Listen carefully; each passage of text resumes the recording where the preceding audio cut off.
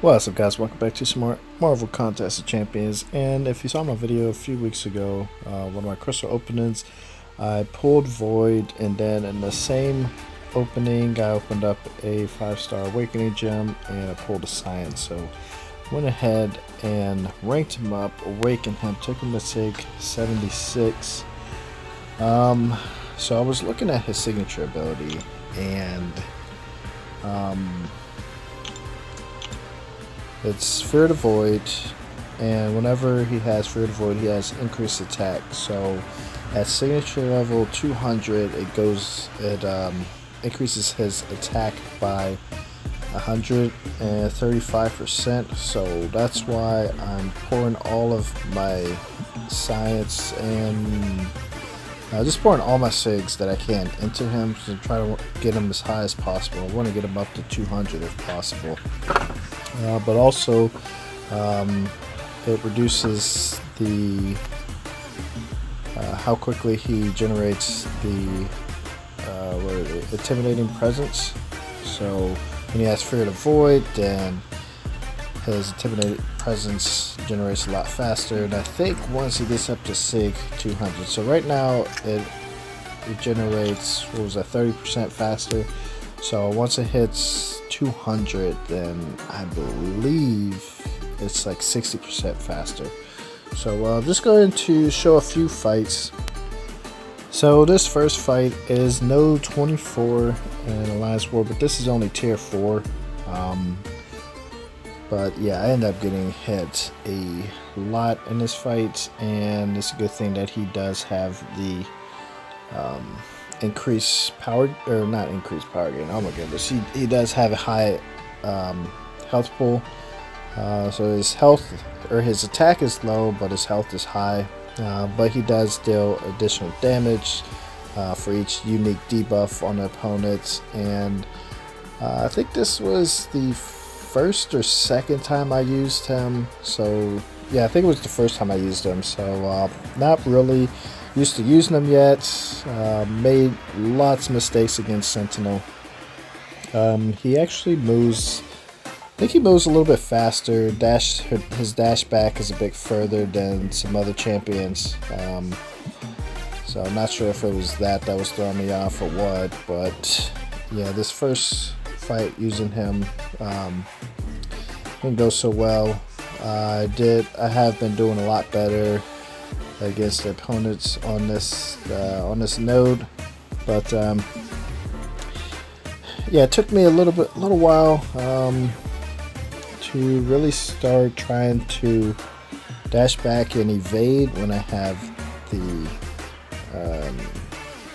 debuffs on them, because I was just trying to go out. I'm just going out, I'm just fighting them normal, and then yeah, so I triggered the dexterity there, and he's gonna actually die from these debuffs on him right now. So before he was actually going to die if I would have evaded that, but yeah, either way it didn't matter, he was going down. So this next fight's another reason why I really like using Void, why I'm ranking him up. So we have Hyperion on, I forget what the node number is, but it's the metal mini boss. So you got the power drain every 20 seconds, and then you have the kinetic reactor. So if I block one of his hits, then he's gaining power. But if I have these debuffs on him, the petrify one, if I have 2 of those on him, he's not going to gain any power from it. And then you know, of course, more than 2, he's going to start losing power from attacking into my block. So yeah, and then the fact that Hyperion's power gain is basically being nullified, the additional power gain, I mean. So yeah, he becomes just a normal champion when you're fighting against him. When you have Void, as soon as you have 2 of those petrified debuffs, then yeah, you don't have to worry about his power gain anymore for the rest of the fights, just as long as you're getting to 2 of those petrified debuffs before Fear the Void runs out. And once you start getting his signature level a lot higher, then you have less and less to worry about that, because he's going to be generating those debuffs faster and faster. The reason that I kept losing Fear the Void in this fight is because of the power drain, so I'm not using as many first specials in this fight, but I was still getting 2 of those petrified debuffs before the Fear the Void ran out. So didn't take any L3s against this Hyperion. If I was using anybody else other than other than maybe Magic, nope, because I wouldn't have been able to get the power lock. So yeah, anybody else I probably would have taken an L3. So yeah, this is the Realm of Legends Wolverine, and I'm sure all you guys have seen Void fight against him, but yeah, I just wanted to show it again.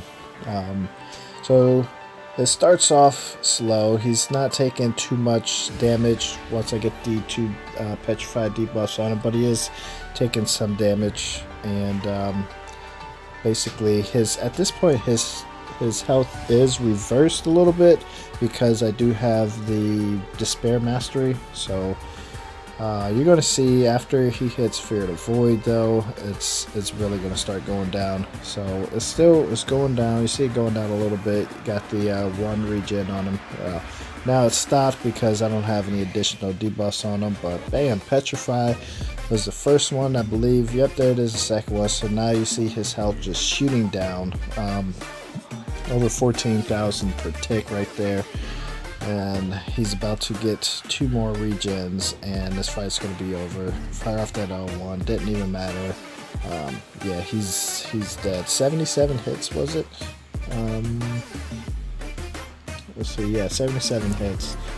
But yeah, he's the fastest person to use. Is still Guillotine, but by far Void is the easiest one to use against him.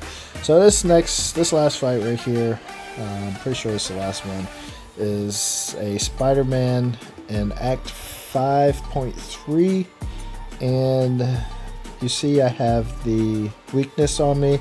So this is the first one, which is you have to use a Mystic Champ, otherwise you have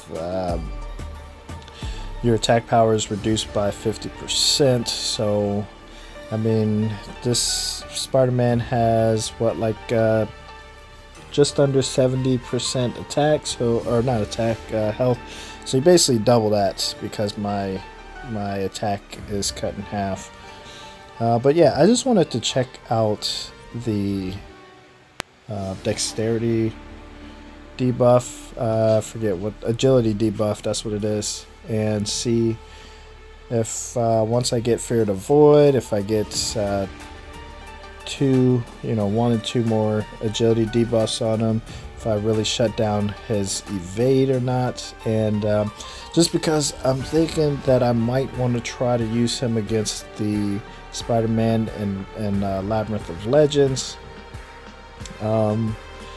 So yeah, that's why I did that. And yeah, you see I'm just attacking him regular, not even worried about the evade. Fire off the L1. He's not evading nothing right now.